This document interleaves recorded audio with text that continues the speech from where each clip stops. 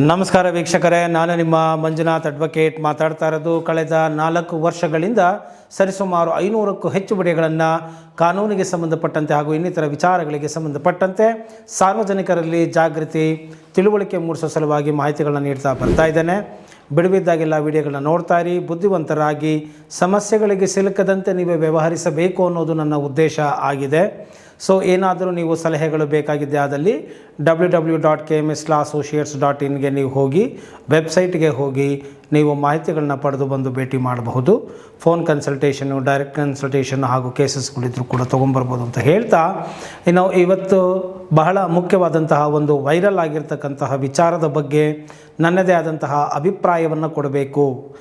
ಈ iconic star ಅಂತ ಅಥವಾ ಸ್ಟೈಲಿಶ್ ಸ್ಟಾರ್ ಅಂತ ನಾವು ಈ ಅಲ್ಲು ಅರ್ಜುನ್ ಅಂತ ನಾವೇನು ಕರಿತೇವೆ, ಅರೆಸ್ಟ್ ಈಗ ಇಮಿಡಿಯೇಟಾಗಿ ಆಗಿದ್ದು ಯಾಕೆ ಅನ್ನೋದ್ರ ಬಗ್ಗೆ ಮತ್ತು ಅದಕ್ಕೆ ಸಂಬಂಧಪಟ್ಟಂತೆ ವಿಮರ್ಶೆಯನ್ನು ಕೂಡ ನಾನು ಇಲ್ಲಿ ಮಾಡ್ತಾ ಹೋಗ್ತೇನೆ. ಈಗ ಅಲ್ಲು ಅರ್ಜುನ್ ಅವರು ಈ ಒಂದು ಪುಷ್ಪ 2ನ ಒಂದು ಫಿಲಮ್ ಏನು ಪ್ರೀ ರಿಲೀಸ್ ಅಂತ ನಾವು ಕರಿತೇವೆ, ಅದು ಡಿಸೆಂಬರ್ 4ನೇ ತಾರೀಕು ಹೈದರಾಬಾದಿನ ಒಂದು ಸಂಧ್ಯಾ ಥಿಯೇಟರಲ್ಲಿ ಅವರು ಆರ್ಗನೈಸ್ ಮಾಡಿರ್ತಾರೆ. ಅಂತಹ ಸಂದರ್ಭದಲ್ಲಿ ಎಲ್ಲ ಸಿನಿಮಾಗಳಿಗೂ ಹೋಗಿ ನೋಡೋ ರೀತಿಯಲ್ಲಿ ಈ ಅಲ್ಲು ಅರ್ಜುನ್ ಆ ಸಿನಿಮಾನೂ ನೋಡಲಿಕ್ಕೆ ಅಂತ ಹೋಗಿರ್ತಾರೆ. ಹೋದಾಗ ಎಲ್ಲಿ ಇರ್ತಕ್ಕಂಥವ್ರಿಗೆ ಗೊತ್ತಾಗುತ್ತೆ ಬಂದಿದ್ದಾರೆ ಇಲ್ಲಿಗೆ ಅಲ್ಲು ಅರ್ಜುನ್ ಅಂತ.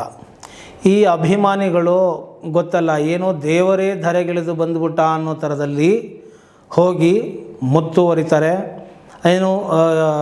ಆಟೋಗ್ರಾಫ್ಗಳು ಹಾಕ್ಸ್ಕೊಳ್ಳೋದು, ಕೇಳೋದು, ಈ ರೀತಿಯಾಗಿ ಜನಗಳು ತುಂಬ ಸೇರ್ತಾರೆ.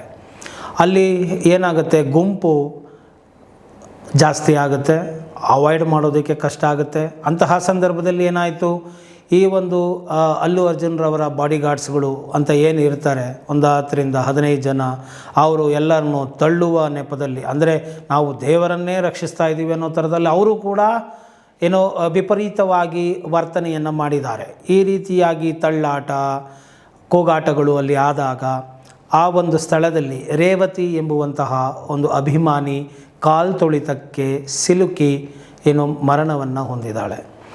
ಆಕೆಯ ಮಗುವಿಗೂ ಕೂಡ ಘಾಸಿಯಾಗಿ ಗಾಯ ಆಗಿ ಆ ಮಗುಗೂ ಕೂಡ ಚಿಕಿತ್ಸೆಯನ್ನು ಪಡ್ಕೊಳ್ತಾ ಇದ್ದಾರೆ. ಇದು ಬಹಳ ಒಂದು ದಾರುಣವಾದಂತಹ ಒಂದು ಸಾವು ಅಂತಲೇ ಹೇಳಬಹುದಾಗಿದೆ. ಈ ಕಾಲ್ತೊಳೆತಕ್ಕೆ ಸಿಕ್ಕಿ ಸಾಯೋದಿದೆಯಲ್ಲ, ಅದು ಬಹಳ ನೋವನ್ನು ಅನುಭವಿಸೇ ಆಗ್ತಕ್ಕಂಥದ್ದು. ನೋಡಿ, ಹೋಗಿದ್ದು ಸಿನಿಮಾ ನೋಡೋದಕ್ಕೆ ಅಂತನೋ ಇನ್ನೇನಕ್ಕೂ ಹೋಗಿರ್ತಾರೆ, ಆದರೆ ಅಲ್ಲಿ ಆಗಿದ್ದು ಸಾವು. ಎಷ್ಟು ಮಟ್ಟಿಗೆ ಇದು ನ್ಯಾಯ? ಇದು ಯಾಕಾಯಿತು? ಈ ಒಂದು ಕೇಸಿಗೆ ಸಂಬಂಧಪಟ್ಟಂತೆ ನಾಟಕೀಯ ರೀತಿಯಲ್ಲಿ ಇಮಿಡಿಯೇಟಾಗಿ ಅವರ ಮೇಲೆ FIR ಆಗುತ್ತೆ ಮತ್ತು ಅವರನ್ನು ಇಮಿಡಿಯೇಟಾಗಿ ಅರೆಸ್ಟು ಮಾಡಿಬಿಡ್ತಾರೆ ಪೊಲೀಸ್ನವರು ಬಂದು. ಯಾವ ರೀತಿಯಲ್ಲಿ ಯಾವುದೋ ಒಬ್ಬ ನಟೋರಿಯಸ್ ಕ್ರಿಮಿನಲ್ನ ಉಗ್ರಗಾಮಿನ ಅರೆಸ್ಟ್ ಮಾಡೋ ರೀತಿಯಲ್ಲಿ ಹೋಗಿ ಮನೆ ಒಳಗಡೆ ಇರಲಿ, ಬೆಡ್ರೂಮ್ಗೆ ಹೋಗಿ ಅವರನ್ನು ಕರೆದು ಬಟ್ಟೆ ಬದಲಾಯಿಸ್ಕೊಳ್ಳೋಕ್ಕೂ ಸಮಯ ಕೊಡದೆ, ಕಾಫಿ ಕುಡಿದು ಬರ್ತೀನಿ ಅಂದ್ರೂ ಸಮಯ ಕೊಡದೆ, no you have to come ಅನ್ನೋ ಥರದಲ್ಲಿ ಹೋಗಿ ಅವರನ್ನು ಅರೆಸ್ಟ್ ಮಾಡಿ ಪ್ರೆಷರೈಸ್ ಹಾಕಿ ಅವರನ್ನು ಕರ್ಕೊಂಡು ಬರೋ ಪ್ರಯತ್ನಕ್ಕೂ ಪೊಲೀಸ್ನವರು ಮಾಡಿದ್ದಾರೆ. ಒಂದು ನ್ಯಾಷನಲ್ ಅವಾರ್ಡನ್ನು ರಿಸೀವ್ ಮಾಡಿರ್ತಕ್ಕಂಥ ಒಬ್ಬ ವ್ಯಕ್ತಿಯನ್ನು ಈ ರೀತಿ ನಡೆಸಿಕೊಳ್ಳೋದು ಬಹಳ ತಪ್ಪು. ಆ್ಯಂಡ್ ಮೋರೆಬರ್, ಈ ರೀತಿಯಾಗಿ ನೀವು ಮಾಡಿ ಅಂತ ಎಲ್ಲೂ ಕೂಡ ಪೊಲೀಸ್ ಮ್ಯಾನ್ಯುಯಲ್ ಕೂಡ ಹೇಳೋದಿಲ್ಲ. ಯಾಕಂದರೆ ಇದು ಅಂತಹ ಒಂದು ಘೋರವಾದಂತಹ ಕ್ರಿಯೆ ಇಲ್ಲಿ ಈತನಿಂದ ನಡೆದಿಲ್ಲ, ಗುಂಪಿನಲ್ಲಿ ನಡೆದಂತಹ ಕ್ರಿಯೆ ಇದು. ಅಂದರೆ ಈಗ ಅಲ್ಲು ಅರ್ಜುನ್, ನಾನು ತರ್ಕ ಮಾಡ್ತಾಯಿದ್ದೀನಿ ಇಲ್ಲಿ, ಈ ಅಲ್ಲು ಅರ್ಜುನು ಎಲ್ಲ ಸಿನಿಮಾಗಳಿಗೂ ಹೋದಂಗೆ ಇಲ್ಲೂ ನೋಡೋಕ್ಕೆ ಅಂತ ಹೋಗಿದ್ದಾನೆ. ಆತ ಟಾಮ್ ಮಾಡಿಕೊಂಡು ಹೋಗಿ ಸಿನಿಮಾನ ನಾನು ನೋಡೋಕ್ಕೆ ಹೋಗ್ತಾ ಇದ್ದೀನಿ ಅಂತ ಹೇಳ್ಬಿಟ್ಟು ಹೋಗಬೇಕಾಗಿತ್ತಾ? ಹೋಗಿದ್ದಾನೆ. ಪುಷ್ಪ 2 ತುಂಬ ಚೆನ್ನಾಗಿ ಓಡಿದೆ, ಸಿನಿಮಾ ವೈರಲ್ ಆಗಿದೆ. ಸಿನಿಮಾ ರಿಲೀಸ್ ಆದಂಥ ಒಂದು ಕಮ್ಮಿ ಅವಧಿಯಲ್ಲಿ, ಒಂದು ವಾರದೊಳಗಡೆ ಅದು ಆಲ್ಮೋಸ್ಟ್ 1,000 ಕೋಟಿ ಕ್ಲಬ್ಗೆ ಸೇರಿದೆ. ಆ ಒಂದು ಟ್ರೆಂಡ್ ಇದೆ, ಆದ್ದರಿಂದ ಜನ ಮುತ್ತೋರಿದ್ರು. ಇದರಲ್ಲಿ ಅಲ್ಲು ಅರ್ಜುನ್ಗೆ ಅವರನ್ನು ಕಾಲ್ತೊಳಿತಕ್ಕೆ ಸಿಲುಕಿಸಿ ಅವರನ್ನು ಸಾಯಿಸಬೇಕು ಎಂಬುವಂತಹ ಮನಸ್ಸಿತ್ತ, ಉದ್ದೇಶ ಇತ್ತ? ನಮ್ಮ ಕ್ರಿಮಿನಲ್ ಅಪರಾಧದಲ್ಲಿ, ಕ್ರಿಮಿನಲ್ ಲಾನಲ್ಲಿ ನಾವು ಹೇಳ್ತೀವಿ ಸ್ಟೇಟಸ್ ಆಫ್ ಮೈಂಡ್ ಮೆನ್ಸೆಂಟ್ರಿಯಾ ಅಂತ ಕರಿತೇವೆ. ಅಪರಾಧಿಕ ಪ್ರಜ್ಞೆ ಇರಬೇಕು, ಮನಸ್ಸಿರಬೇಕು. ಕೇವಲ ಅಲ್ಲಿ ಅಪರಾಧ ಘಟಿಸಿದರೆ ಸಾಲದು. ಯಾವುದೋ ಒಂದು ಕೃತ್ಯ ನಡೆದಾಗ ಅದರ ಕೃತ್ಯದ ಹಿಂದೆ ಅಪರಾಧಿಕ ಮನೋಭೂಮಿಕೆ ಮನಸ್ಸಿರಬೇಕು. ಈ ಮನಸ್ಸಿಲ್ಲ ಅಂತ ಹೇಳಿದ್ರೆ ದ ಅಫೆನ್ಸಿವ್ ಮೈಂಡ್ ಅಂತ ನಾವೇನು ಕರಿತೀವಿ, ಅಪರಾಧಿಕ ಮನಸ್ಸಿಲ್ಲದಿದ್ದರೆ ಆ ಕೃತ್ಯವನ್ನು ಮಾಡುವುದು ಉದ್ದೇಶಪೂರ್ವಕವಾಗಿ ಇಲ್ಲದೇ ಇದ್ದರೆ ಅದು ಅಪರಾಧವೇ ಆಗೋದಿಲ್ಲ. ಈ ಗುಂಪಿನಲ್ಲಿ ನಡೆದಂತಹ ಕ್ರಿಯೆಗೆ ಇವರನ್ನು ಲೀಗಲ್ ಆಗಿ ಇಷ್ಟರ ಮಟ್ಟಿಗೆ ದಾರುಣವಾಗಿ ಅವರನ್ನು ಪಾರ್ಟಿ ಮಾಡೋದಂದ್ರೆ ಏನು, FIR ಹಾಕೋದಂದ್ರೇನು, ಸಡನ್ನಾಗಿ ಹೋಗಿ ಅವರನ್ನು ಈ ರೀತಿಯಾಗಿ ಒಂದು ಅರೆಸ್ಟ್ ಮಾಡ್ಕೊಂಡು ಕರ್ಕೊಬರೋದು ಅಂದ್ರೇನು, ಇದೆಲ್ಲ ನೋಡ್ತಾ ಇದ್ದರೆ ಯಾವ ಸೀಮೆಯ ಪೊಲೀಸ್ ಅಧಿಕಾರಿಗಳು ಇವ್ರಿಗೆ ಏನು ಗೊತ್ತಿದೆ, ಮತ್ತು ಇವರಿಗೆ ಆರ್ಡ್ರ್ ಮಾಡಿದಂಥವರೇ ಆಗಲಿ ಇವ್ರಿಗೇನು ಕಾನೂನು ಗೊತ್ತಿದೆ, ಯಾವ ತರಹದ ಆರ್ಡರ್ಸ್ಗಳಿವೆಲ್ಲ ಇರಲಿ. ಒಂದು ಪಕ್ಷದಲ್ಲಿ ಆಯಿತು, ಈ ಒಂದು ಅಲ್ಲು ಅರ್ಜುನ್ ಬಂದಿದ್ದಕ್ಕೆ ಅಥವಾ ಅವನ ಬಾಡಿಗಾರ್ಡ್ಗಳು ಯಾರಿದ್ದಾರೆ ಅವರುಗಳ ಒಂದು ವಿಪರೀತವಾದಂತಹ ಒಂದು ಪ್ರತಿಕ್ರಿಯೆಯಿಂದ, ಅವರ ತಳ್ಳಾಟಗಳಿಂದನೇ ಈ ಒಂದು ಸಾವಾಗಿದೆ ಅಂತಲೇ ತಗೊಳ್ಳೋಣ. ನಮಗೆ ಅದರ ಬಗ್ಗೆ ವಿಡಿಯೋ ಫುಟೇಜಸ್ಗಳಿಲ್ಲ, ಆಗಿದೆ ಅಂತಲೇ ತಗೊಳ್ಳೋಣ. ಆದ್ರೂ ಅಂತಹ ಒಂದು ಗುಂಪಿನಲ್ಲಿ ನಡೆದಂತಹ ಕ್ರಿಯೆಯಲ್ಲಿ ಅಲ್ಲು ಅರ್ಜುನ್ದು ಏನೂ ಇಲ್ಲ ಇಲ್ಲಿ. ಅವರು ಐಕಾನಿಕ್ ಸ್ಟಾರ್ ಆಗಿರ್ಬೋದು, ಆದರೆ is A citizen of India. ಆತನು ಒಬ್ಬ ಸಾಮಾನ್ಯ ಪ್ರಜೆ. ಮೊದಲು ಆತ ಈ ದೇಶದ ಪ್ರಜೆ, ಈ ದೇಶದ ಪ್ರಜೆ, ಆನಂತರ ಆತ ನಟ, ಪಾಪ್ಯುಲರ್ ನಟ. ಇದನ್ನು ನಾವು ತಿಳ್ಕೊಳ್ಬೇಕು. ಈ ಸಾಮಾನ್ಯವಾದಂತಹ ಹಕ್ಕುಗಳು ಅನ್ನೋದು ಇರುತ್ತೆ, ಅದು ನಿರಾಕರಿಸಲಿಕ್ಕೆ ಸಾಧ್ಯ ಇಲ್ಲ. ಈ ಒಂದು ಅಂಶದ ಆಧಾರದ ಮೇಲೇ ಇವರು ಯಾವಾಗ FIR ಹಾಕ್ತಾರೆ ಮತ್ತು ಅವರನ್ನು ಬಂಧಿಸಬೇಕು ಅನ್ನೋದು ಎಲ್ಲ ಮಾತುಕತೆಗಳು ಬರುತ್ತೆ. ಆಗಲೇ ಇವರು ಹೈಕೋರ್ಟ್ಗೆ ಅದನ್ನು ಕ್ವಾಶ್ಗೆ ಹಾಕ್ಕೊಂಡಿರ್ತಾರೆ. ಹಾಕಿ ಅಲ್ಲಿ ಇವರು ವಾದವನ್ನು ಮಂಡಿಸಿರ್ತಾರೆ. ಮತ್ತು ಆ ಸಂದರ್ಭದಲ್ಲಿ ಇವರಿಗೆ ಇಂಟ್ರಿಮು ಆರ್ಡ್ರ್ ಕೂಡ ಆಗುತ್ತೆ, ಮಧ್ಯಂತರ ಆದೇಶ ಕೊಟ್ಟು ರಿಲೀಸ್ಗೆ ಇವ್ರಿಗೆ ಕೊಟ್ಟಿರ್ತಾರೆ. ಸೊ ಇಲ್ಲಿ ಈ ಕಡೆಯಿಂದ ಅರೆಸ್ಟ್ ಮಾಡ್ಕೊಂಡು ಹೋಗೋಕ್ಕೂ ಅಲ್ಲಿ ಇಂಟ್ರಿಮ್ ಆರ್ಡ್ರ್ ಬರೋದಕ್ಕೂ ಒಂದೇ ಆಯಿತು. ಹಿಂಗೆ ಕರ್ಕೊಂಡು ಹೋದ್ರು, ತಿರ್ಗಾ ಬೆಳಗ್ಗೆ ತಂದು ಬಿಟ್ಟುಬಿಟ್ರು ಥರ ಆಗೋಯ್ತಿದ್ದು. ಅಂದರೆ ಎಷ್ಟು ನಾಟಕೀಯ ಪ್ರಸಂಗಗಳು ಇಲ್ಲಿ ನಡೀತಾ ಇದೆ ಅನ್ನೋದನ್ನು ನಾವು ನೋಡಬೇಕಾಗುತ್ತೆ. ಅಂದರೆ ಈ ಪೊಲೀಸ್ ಅಧಿಕಾರಿಗಳಿಗೆ ಕಾನೂನಿನ ಜ್ಞಾನ ಇಲ್ವಾ, ಅಥವಾ ಒಬ್ಬ ನ್ಯಾಷನಲ್ ಅವಾರ್ಡ್ ತೆಗೆದುಕೊಂಡಿರೋ ವ್ಯಕ್ತಿಯನ್ನು ಯಾವ ರೀತಿ ನಡೆಸ್ಕೊಳ್ಬೇಕು ಅನ್ನೋ ಒಂದು ಮಿನಿಮಮ್ ಕರ್ಟಸಿ ಅಥವಾ ಸೌಜನ್ಯ ಇಲ್ವಾ, ಇಲ್ಲಿ ಏನಾದರೂ ಉದ್ದೇಶಪೂರ್ವಕವಾಗಿ ದಾರುಣವಾಗಿ ಕೊಲೆ ಆಗಿದೆಯಾ, ಈ ಮಟ್ಟದಲ್ಲಿ ಇವರು ನಡೆದುಕೊಳ್ಳಬೇಕಾ, ಅವ್ರನ್ನ ಕರ್ಕೊಂಡು ಹೋಗಿ ತಪ್ಪು ಅಂತ ನಾನು ಹೇಳೋಕ್ಕೆ ಹೋಗೋದಿಲ್ಲ. It is a part of investigation, let them do. But ನಡೆಸಿಕೊಳ್ಳುವ ರೀತಿ ಬಹಳ ಮುಖ್ಯ ಆಗುತ್ತೆ. The methodology of doing a investigation that should be based on the nature of the crime ಅನ್ನೋದನ್ನು ನಾನು ಇಲ್ಲಿ ಹೇಳಲಿಕ್ಕೆ ಬಯಸ್ತೇನೆ. ಇದ್ರ ಪ್ರೊಸೀಜರ್ಗಳು ಆಗದಿರೋದನ್ನು ನೋಡಿದ್ರೆ ಈಗೆಲ್ಲ ಮಾತುಕತೆ ಆಗ್ತಾಯಿದೆ. ಇಲ್ಲಿ ರಾಜಕೀಯವಾದಂತಹ ಒಂದು ಪ್ರೇರಣೆ ಇದೆ. ಇವರು ಆ ಒಂದು ಪ್ರೆಸೆಂಟು CM ವಿರುದ್ಧ ಏನೋ ಎಲೆಕ್ಷನ್ ಟೈಮ್ನಲ್ಲಿ ಇವರು ಮಾತಾಡಿದರು, ಆದ್ದರಿಂದ ಇಲ್ಲಿ ಪೊಲಿಟಿಕಲ್ಲು ಟಾರ್ಗೆಟ್ ಆಗಿದ್ದಾರೆ, ಅವ್ರಿಗೆ ಅವಮಾನ ಆಗೋ ರೀತಿಯಲ್ಲಿ ಆಗಿದ್ದರಿಂದ ಈ ರೀತಿಯಾಗಿ ನಮ್ಮ ತಂಟೆಗೆ ಬಂದರೆ ನಿಮ್ಗೆ ನೋಡಿ ಈ ಥರ ಆಗುತ್ತೆ ಅಂತ ಎಚ್ಚರಿಕೆ ಕೊಡುವ ಸಂದೇಶವೂ ಇರಬಹುದು, ಯಾವ ಥರನಾದರೂ ಇದು ಆಗಿರಬಹುದು. ಇಲ್ಲಿ ಅಧಿಕಾರಿಗಳ ಓವರ್ ಆ್ಯಕ್ಟಿಂಗ್ ಅಂದ್ರೇನು, ಇತಿಮಿತಿಯೇ ಇಲ್ಲದೆ ತಮ್ಮ ಅಧಿಕಾರ ವ್ಯಾಪ್ತಿಯ ಮಿತಿಯನ್ನು ಅರಿಯದೆ ಮಾಡಿದಂತಹ ಒಂದು ಕೃತ್ಯ ಅಂತಲೂ ನಾವು ತಗೊಳ್ಬಹುದು.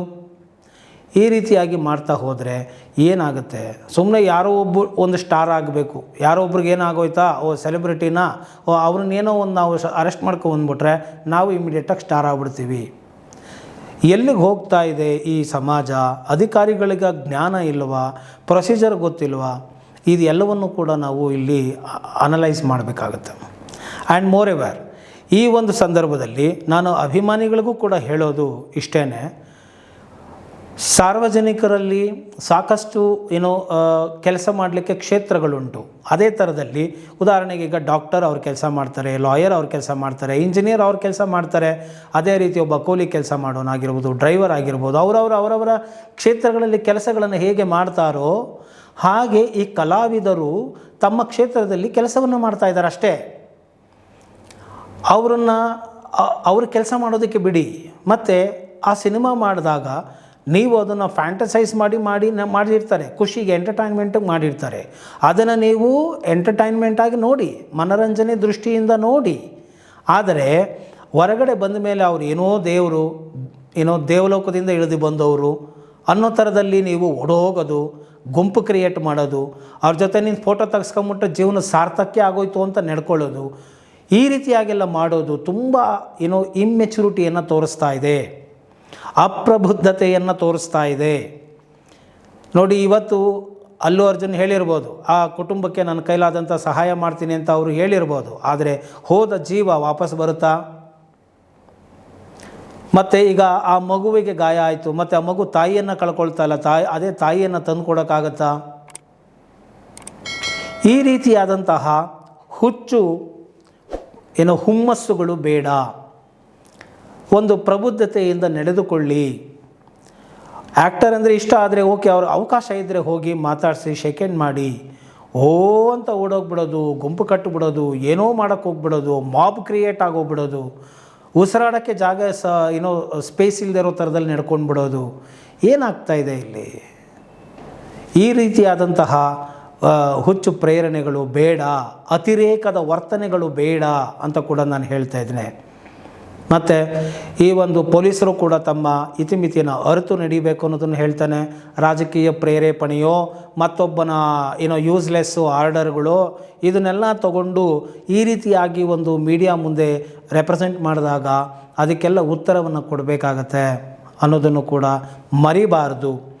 ಏನೋ ಮಾಡೋಕ್ಕೋಗಿ ಏನೋ ಮಾಡ್ದಂಗೆ ಆಗಬಾರ್ದು. ಆದ್ದರಿಂದ ಅದೇನೋ ನೊಣ ತಿಂದು ಉಪವಾಸ ಕೆಡಿಸ್ಕೊಂಡ್ರು, ಉಪವಾಸ ಭಂಗ ಮಾಡಿಕೊಂಡ್ರು ಅನ್ನೋ ಥರ ಮಾಡಿಕೊಳ್ಳಬಾರ್ದು ಅನ್ನುವಂತಹ ಮಾತನ್ನು ಕೂಡ ನಾನಿಲ್ಲಿ ಹೇಳಲಿಕ್ಕೆ ಬಯಸ್ತೇನೆ.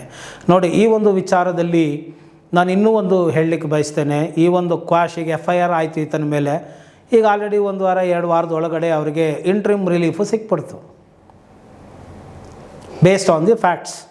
ಆದರೆ ನೋಡಿ, ಇದು ನಡೆದಿರೋದು ಹೈದರಾಬಾದಲ್ಲಿ, ಅವರು ವಾಸ ಆಗಿರೋದು ಜುಬಿಲಿ ಹಿಲ್ಸ್ ಪಾರ್ಕ್, ಅಲ್ಲಿ ನಿಯರ್ ಬೈ ಐಷಾರಾಮಿ ಏರಿಯಾದಲ್ಲಿದ್ದಾರೆ. ಸಂಧ್ಯಾ ಥಿಯೇಟ್ರಲ್ಲಿ ರಿಲೀಸ್ ಆಯಿತು. ಆಗಿದ್ದಲ್ಲಿ ಅಲ್ಲಿನ ಗೌರ್ನಮೆಂಟು, ಅಲ್ಲಿನ ವ್ಯವಸ್ಥೆ ಅದು ಹೇಗಿದೆ ಹಾಗಾಗಿದೆ. ಆದರೆ ಈ ಹೈಕೋರ್ಟಿಗೆ, ನಮ್ಮ ಕರ್ನಾಟಕ ಕೋರ್ಟ್ಗಳಲ್ಲಿ, ಹೈಕೋರ್ಟ್ಗಳಲ್ಲಿ ನೀವು ನೋಡೋದು ಹೋದರೆ ಒಂದು ಕ್ವಾಶ್ ಪಿಟಿಷನ್ ಫೈಲ್ ಮಾಡಿದ್ರೆ ಕೋರ್ಟ್ ಮುಂದೆ ಬರೋದಕ್ಕೆ ತುಂಬ ದಿನ ತಗೊಳ್ತಾ ಇದೆ. ಲಾಯರ್ಸ್ಗೂ ಜಡ್ಜಸ್ಗಳಿಗೂ ಅಸಮಾಧಾನಗಳು ಮತ್ತು ತಿಕ್ಕಾಟಗಳು ಮತ್ತು ಗಲಾಟೆಗಳು ನಡೀತಾ ಇದೆ, ಕ್ಲಾಶಸ್ ಆಗ್ತಾ ಇದೆ. ಯಾಕೆ ಅಂತ ಹೇಳಿದರೆ, ಈ ಒಂದು FIRನ ಫೈಲ್ ಮಾಡ್ತಾರೆ, ಸುಳ್ಳು ಕೇಸನ್ನು ಫೈಲ್ ಮಾಡ್ತಾರೆ, ಅವ್ರ ಮೇಲೆ CC ಬಿದ್ದಿರುತ್ತೆ. ಈಗ ಅದನ್ನು ಅವರು ಸರಿಪಡಿಸ್ಕೋಬೇಕು, ನಾನು ಕ್ವಾಶ್ಗೆ ಹೋಗಬೇಕು ಅನ್ನೋದು ಸಂವಿಧಾನ ಅವರು ಕೊಟ್ಟಿರೋ ಹಕ್ಕು. ಬಟ್ ಆದರೆ ಈಗ ಫೈಲ್ ಮಾಡಿದ್ರೆ ತಿಂಗಳುಗಟ್ಟಲೆ ಆದ್ರೂ ಕೋರ್ಟ್ ಮುಂದೆನೇ ಬರ್ತಾ ಇಲ್ಲ. ಈಗ ಸೆಲೆಬ್ರಿಟಿಗಳದಾದರೆ ಹೆಂಗೆ ಬಂದುಬಿಡುತ್ತೆ? 1 ದಿನ 2 ದಿನ 3 ದಿನಕ್ಕೆ ಕೋರ್ಟ್ ಮುಂದೆ ಹೇಗೆ ಬರುತ್ತೆ? ಕಾನೂನಿನ ಮುಂದೆ ಎಲ್ಲರೂ ಸಮಾನರು ಅಂತ ಹೇಳಿಬಿಡೋದು. ಈಗ ಯಾರೋ ಕೇಳಿದ್ರು, ಇದನ್ನು ಸಾಕಷ್ಟು ಜನ ವಿರೋಧ ಮಾಡಿದಾಗ ಈತನ ಅರೆಸ್ಟನ್ನು, ಅವರು CM ಅಲ್ಲಿರೋರು ಏನು ಹೇಳ್ತಾರೆ? ಕಾನೂನು ಎಲ್ಲರಿಗೂ ಸಮಾನ, ನಾನು ಇದಕ್ಕೆ ಇಂಟರ್ಫಿಯರ್ ಆಗಲ್ಲ ಅಂತ. ಹಾಗಿದ ಮೇಲೆ ಸಾಮಾನ್ಯರು ಕೂಡ ಹೋದಾಗ, ಕ್ವಾಶ್ ಪಿಟಿಷನ್ಗಳು ಹಾಕಿದಾಗ ಇಷ್ಟೇ ಬೇಗ ಬರ್ತಾ ಇದೆಯಾ ಅನ್ನೋದನ್ನು ಕೂಡ ಗಮನಿಸ್ಕೊಳ್ಬೇಕು. ಈ ಸಮಾನರು ಎಲ್ಲರೂ ಕಾನೂನಿನ ಮುಂದೆ ದೃಷ್ಟಿಕೋನದಲ್ಲಿ ಅಂತ ಹೇಳೋದು ಕೇವಲ ಪುಸ್ತಕದಲ್ಲಿ ಉಳಿಬಾರ್ದು. ಪ್ರಾಕ್ಟಿಕಲ್ ಆಗಿ, ಪ್ರಾಯೋಗಿಕವಾಗಿ ಎಲ್ಲರಿಗೂ ಇದು ದಕ್ಕುವಂತ ಆಗಬೇಕು. ಎಷ್ಟೋ ಕೇಸ್ಗಳು FIR ಮಾಡಿರ್ತಾರೆ, ಚಾರ್ಜ್ ಶೀಟ್ಗಳು ಹಾಕೋಕ್ಕೆ 3 ತಿಂಗಳು 5 ತಿಂಗಳು 6 ತಿಂಗಳು ಮಾಡ್ತಾರೆ. ಮತ್ತು ಈ ಒಂದು ಚಾರ್ಜ್ ಶೀಟ್ ಹಾಕಿದ ಮೇಲೆ ಹೇಳ್ತಾರೆ, ಇದನ್ನು ಪಿಟಿಷನ್ ಚೇಂಜ್ ಮಾಡ್ಕೊಂಬನ್ನಿ ಅಂತ ಹೇಳ್ತಾರೆ. ಬೇಲ್ ಆಗಿದೆ ತಾನೇ, ಏನು ಅರೆಸ್ಟ್ ಮಾಡಿಬಿಡ್ತಾ ಇಲ್ವಲ್ಲ, ಬರಲಿ ಬಿಡಿ, ಇನ್ನೂ 10 ವರ್ಷದ ಕೇಸ್ ಇದೆ, 3 ವರ್ಷದ ಹಿಂದಿನ ಕೇಸ್ ಇದೆ, ಅದು ಹಿಯರಿಂಗ್ ಮಾಡೋಣ, ಆಮೇಲೆ ಮಾಡೋಣ. ಈ ರೀತಿ ಉಡಾಫೆ ಉತ್ತರಗಳು ನಮ್ಮ ಕರ್ನಾಟಕ ಹೈಕೋರ್ಟ್ಗಳಲ್ಲಿ ನಡೀತಾ ಇದೆ. ಈ ರೀತಿಯಾಗಿ ಆಗಬಾರ್ದು. ಮತ್ತು ಆಂಧ್ರದಲ್ಲೇ ಆಗಲಿ, ಹೈದರಾಬಾದಲ್ಲೇ ಆಗಲಿ, ಅಲ್ಲೂ ಕೂಡ ಸಾಮಾನ್ಯರಿಗೂ ಮತ್ತು ಸೆಲೆಬ್ರಿಟಿಗಳಿಗೂ ಒಂದೇ ಕಾನೂನು ಹಾಕಬೇಕು, ಶೀಘ್ರಗತಿಯಲ್ಲಿ ನ್ಯಾಯ ಇತ್ಯರ್ಥ ಆಗಬೇಕು ಅನ್ನೋ ಒಂದು ಮಾತನ್ನು, ಒಂದು ಕಳಕಳಿಯ ದೃಷ್ಟಿಯಿಂದ ನಾನಿಲ್ಲಿ ಹೇಳಲಿಕ್ಕೆ ಬಯಸಿದ್ದೇನೆ. ಸೊ ಈ ಒಂದು ಮಾಹಿತಿ ನೀವು ತಿಳ್ಕೊಂಡು ನಿಮಗೆ ಇಷ್ಟ ಆಗಿದ್ದೆ ಆದರೆ ಸಾಮಾಜಿಕ ಪ್ರಜ್ಞೆಯಿಂದ ನಡ್ಕೊಳ್ಳಿ ಹಾಗೂ ಲೈಕ್ ಮಾಡಿ. ಜೈ ಹಿಂದ್, ಜೈ ಕರ್ನಾಟಕ ಮಾತೆ. ಇತರರಿಗೂ ಶೇರ್ ಮಾಡಿ.